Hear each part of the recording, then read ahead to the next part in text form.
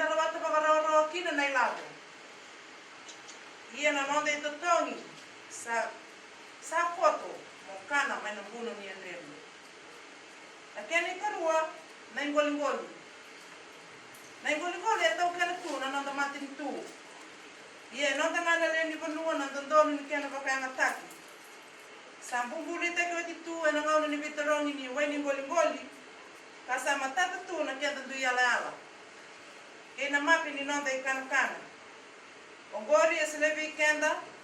Menda roata mai kina na nonda mula. Kena nonda i au. Kame tau watanga.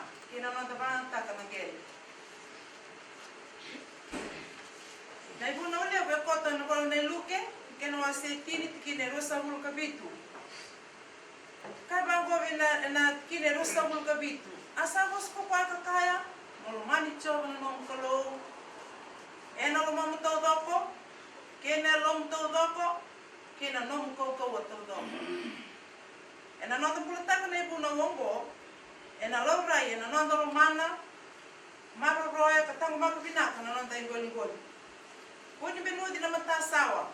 Wako isibi na plastika. Kuni pakangataki ng duba. Kinantay ni mati. Sene baka rau ni rau sasau. Kana baka matay na lase. Eloka ni ika. Kene besi saru taleso ni waitui.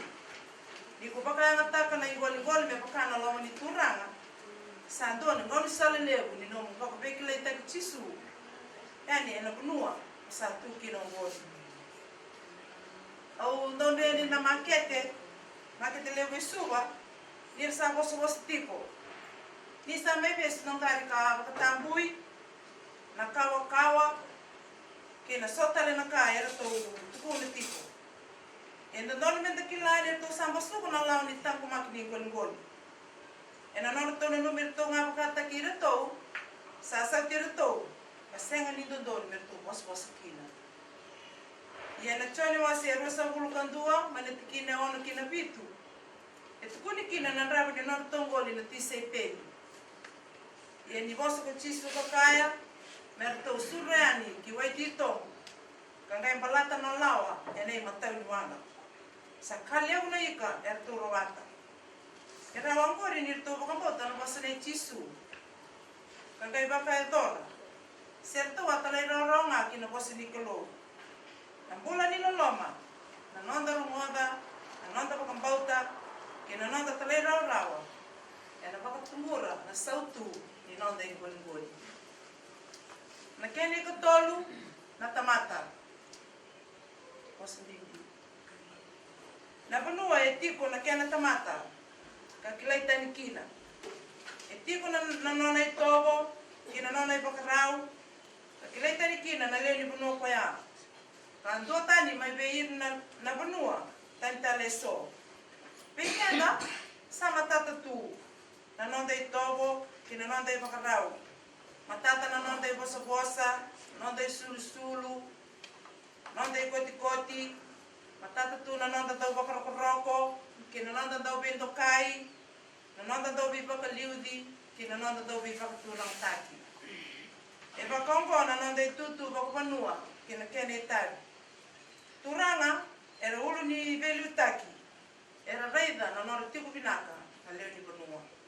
Sau turanga mera mara roya ka tutaka na lewani turanga. Bete mera semata na banua kina buru-buru bakayalo. Mera daun talanga ni bebak sau taki. Mata ni banua era ngusu ni turanga kina banua.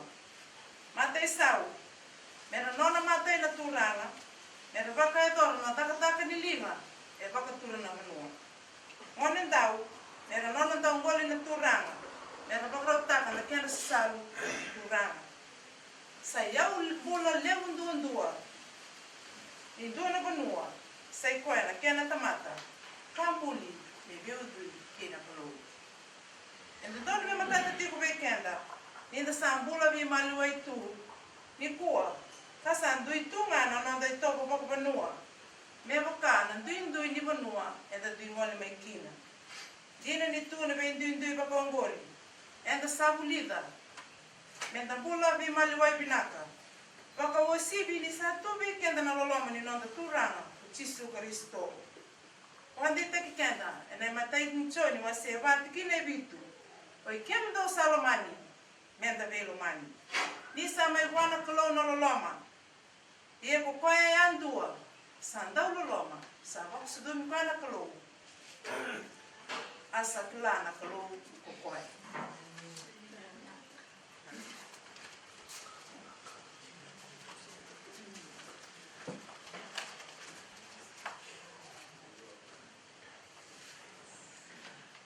Karoni vakasama kena urutanga na pambauta.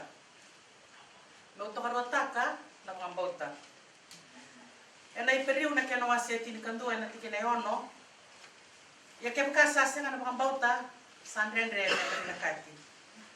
O kwesa toroba na kalou sandandor me pambauta ni sampulo kokoya.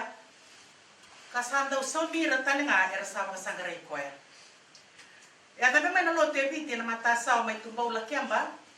Ena bakitin kawalu to sangabul kalima ko William Cross kay David Cargill karawala ko walimay ena London Missionary Society era kau ta walimay na kospeli kasay ko ena tuktuk binaka ni nonda turanga ko Chisu Kristo esem butung to sartunga na nonda banua kasi kau ko talitunga na bebol boluti kay nakana tamata.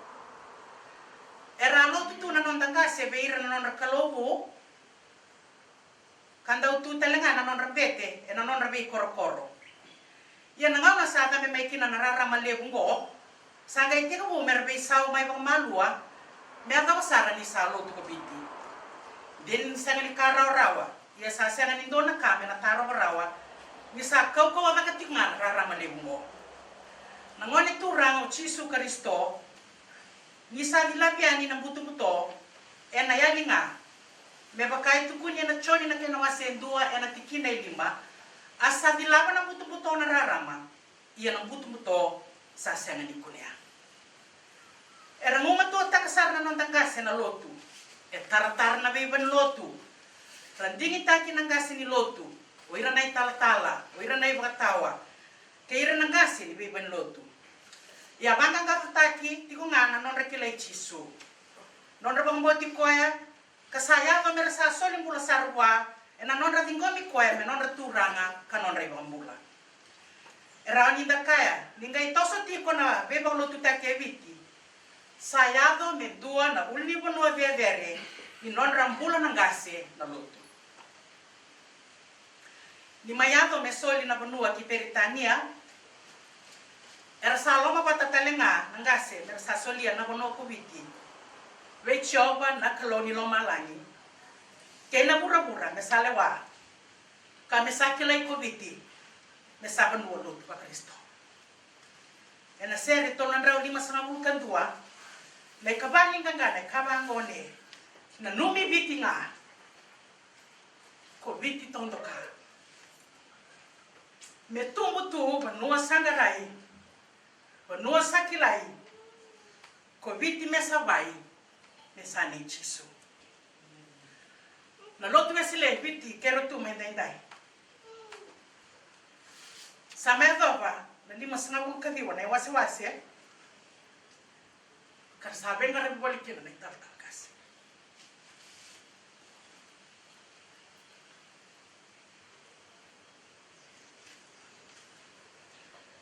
Donan rautin kabitu, tabat radaka. Kersaben garan polikin, ni tal-tal bi tabat radaka. Kena donan dolu, tolon rau wal sumabul kalima. Kena may banlotu. Karagarabi kina na ibatawa, kena ibubuli. Ena non da bi banlotu, enda sa waswasay kina bi matay songo-songo. Wer na songo-songo ni turanga, erang garabi kina na turanga. May songo-songo ni marama, erang garabi kina na marama. May songo-songo ni garbo kina nganelewa, erang garabi kina na matarito kani.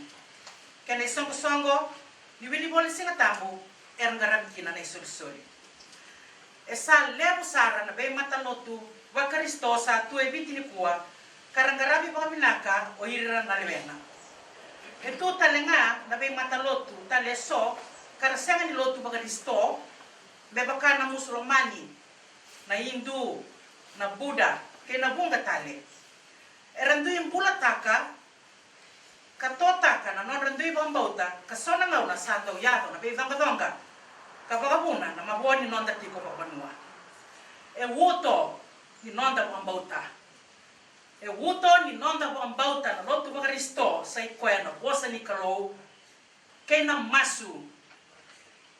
No toro takatali na tikina bimbiongo. E wuto ni nonda bambauta na lotu bakaristo sa ikoena bosa ni kalou na bosa mula ni kalou kena masu. Kanisa ikoena ngori na sala. Endara dau wi tar kina kena nonda kalou ena vesinga karau kina weekenda menda matana takatiko na nonda kilai chisu kena nonda ba kilai teki koyani ve irna tawo lotu bambauta bakaristo ersa sina itu evitikua. Ya bola tau kanangasi o Paula ve Timothy. Ene matai ni boni Timothy na kena wase ono. Ena tikine ono e kamango nangasi o Paula ve Timothy. Timothy morongota ni sai yau lewu na lotu kena loma laka.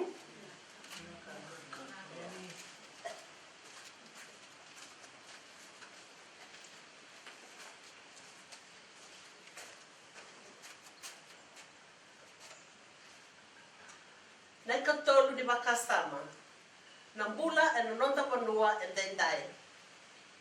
E na Bakasama ngo, mentarega mantakina na beka e tau zaura katiko, na tamataka whakitau kei, e nei bola, na nonra kete na marama.